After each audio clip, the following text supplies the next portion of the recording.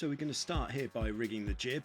We're going to take the tack, which is the front bottom corner of the sail, and attach it to the chain plate at the front.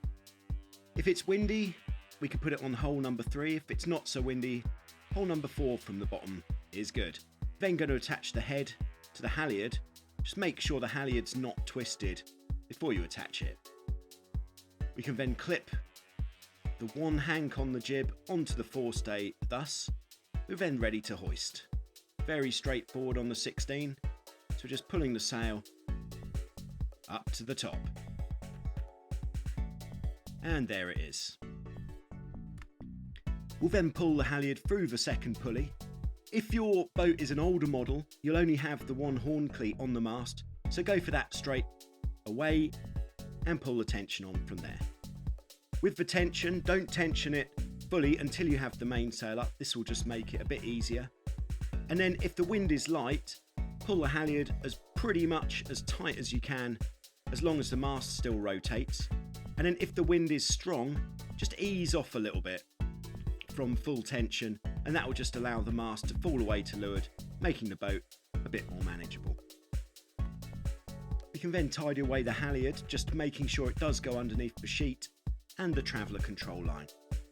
And then attaching the sheets. If you attach the sheets thus, it means you can get a bit more tension there on the sheet. So now with the mainsail, we're just going to start off making sure that the luff of the mainsail is towards the mast. This will make it a bit easier. We can then attach the shackle to the top of the mast. Rory here is very fast with the shackle. Making sure again that the halyard's not twisted. We can then introduce the sail into the mast track and hoist away. Here we have Carl, he's Swedish. He's going to be pulling the halyard, Rory's going to be feeding it in. On a 16, they are quite notorious for being a bit sticky when hoisting, so it does take one person at the mast feeding the sail in. And as you can see, Rory here, he's got a hand either side, physically pushing the sail up the mast, and then Carl is just taking up the slack on the halyard, rather than trying to physically force the sail up using the halyard. This will be easier.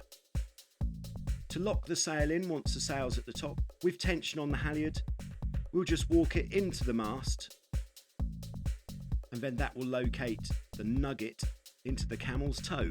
There it is, an explanation. There's the nugget, there's the camel's toe. It just goes in, and then when you pull the sail down, it locks in position there. To unlock it, all you have to do is pull on the halyard forwards, and then pull the sail down with the halyard forwards. Then you'll be able to drop your sail. Here's Carl just demonstrating how to do it from the bottom of the mast. Just to bear in mind, between the first and second battens there is a reefing point on the mainsail, and also a reefing nugget on the halyard. So if your sail does jam at that point, what you need to do is pull the halyard from further forwards, and then you can continue to hoist your sail. The same goes for dropping the sail. If it locks there, just pull the halyard forwards again, and you'll be able to finish dropping the sail. And then tidying the halyard up, we're doing everything we can to stop the halyard from catching on the jib. And then just introducing the gooseneck into the mast. If it is very tight to get it in, what you can do is loosen off the outhaul, and that will make it a lot easier to get your gooseneck into the mast. And then with the more modern boats, we have this multi-purchase downhaul system. With the older boats, just a simple cleat. So if you have an older boat, just go down from the sail, through the cleat, back up to the sail, and then back down to the cleat. And there we are.